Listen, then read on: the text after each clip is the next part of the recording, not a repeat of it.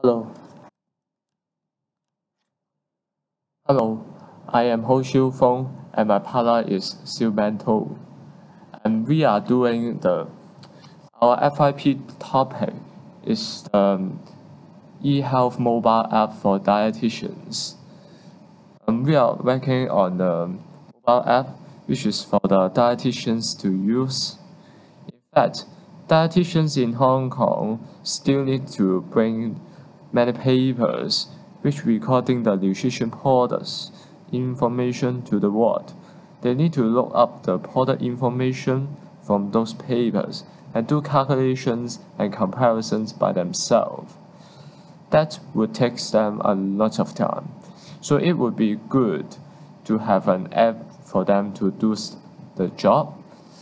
We are working with another 3 groups of students.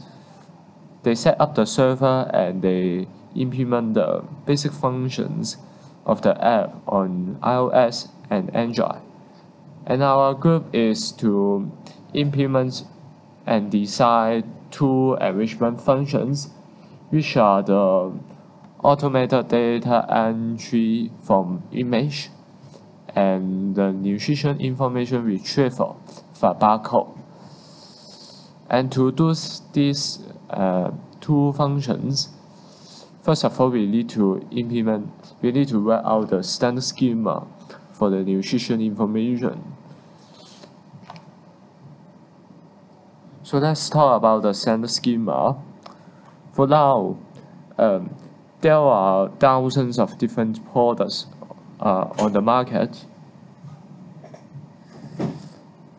Each of the products may have different formats of nutrition label, and so the user is very hard to compare different products and understand different products.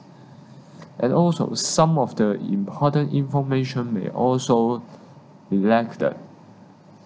So as a result, we want to develop such a unified format of the nutrition information so that the user can understand and compare different products easily, and also the application can make use of the data and do further calculations. And so let's talk about the automated data entry function. Let's say a nutrition product probably have more than 50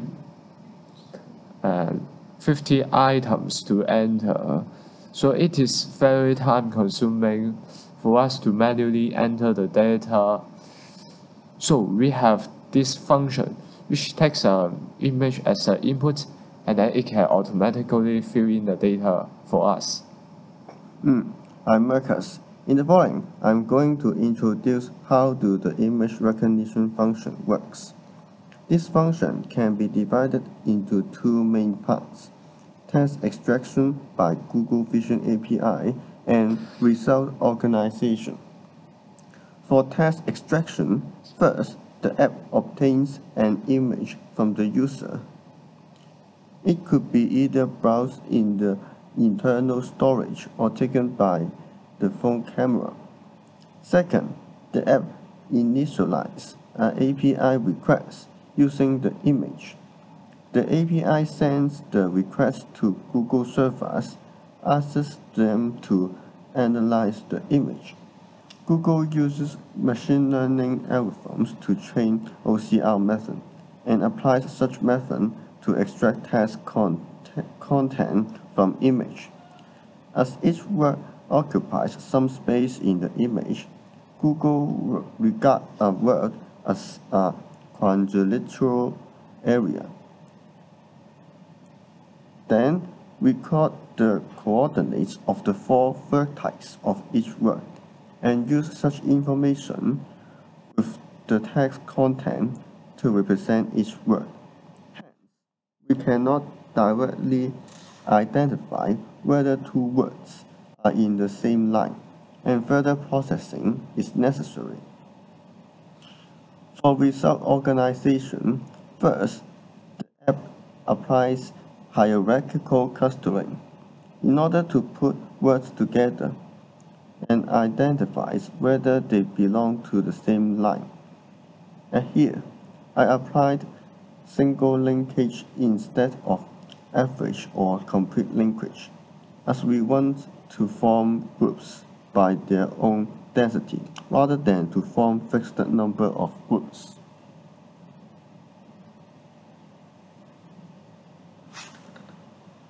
Here, we use the y-coordinates of each word to represent each of them, as in such case, smaller distance between 2 points may imply higher probability of them to be on the same line. Here, we use a parameter value to cut the clustering tree in order to form groups that each group represents a line.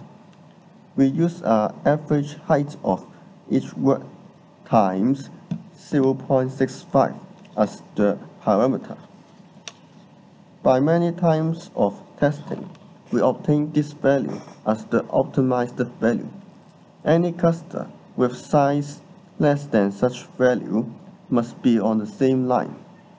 After grouping words into lines, we simply apply test processing to obtain useful information. The app finds nutrition items in each line.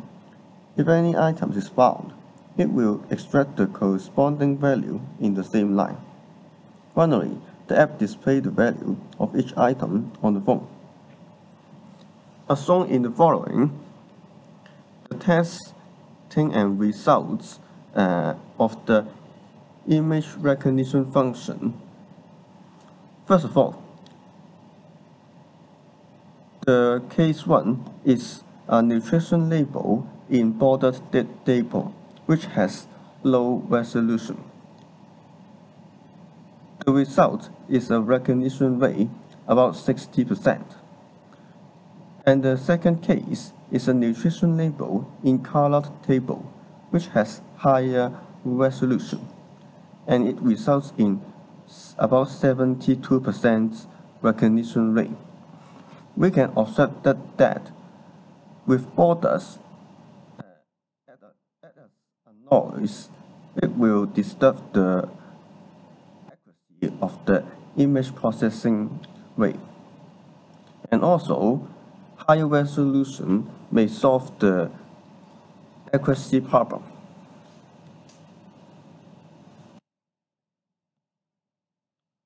Let's talk about the second function we implement.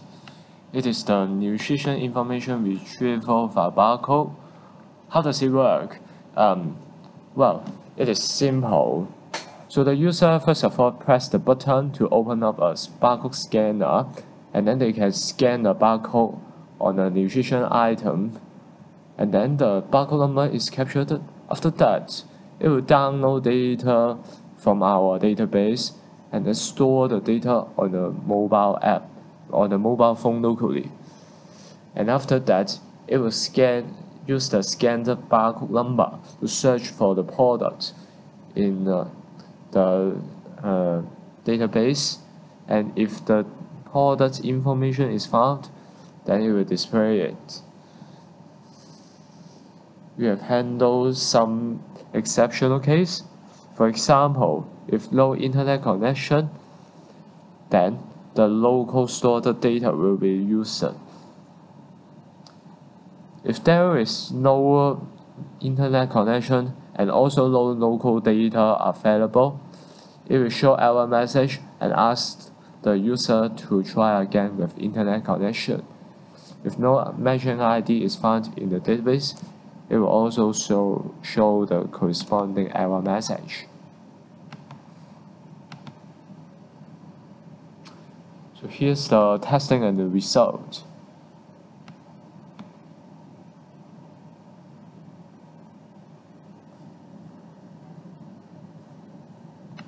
This is the normal case. This is without internet connection, but the local data is loaded. This case is without both the internet connection and local storage data, and this is low matching barcode in the database. You can see that all the test cases are passed through, and it is matching our expectation. So for the conclusion,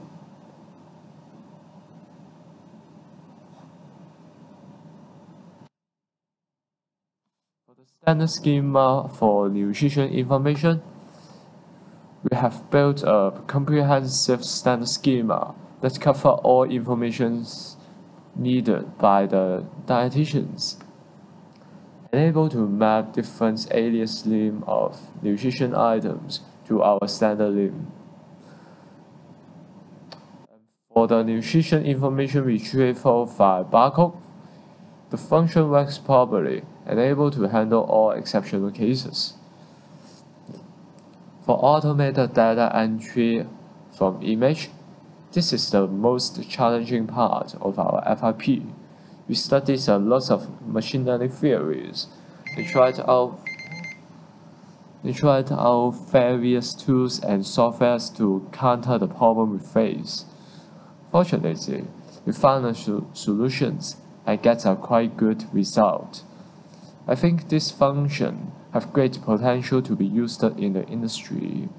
If the function is further developed and to be more mature, it can greatly cut down the labor costs for entering data and bring high values to the industry. That's the end of our presentation. Thank you for listening. Thank you for listening.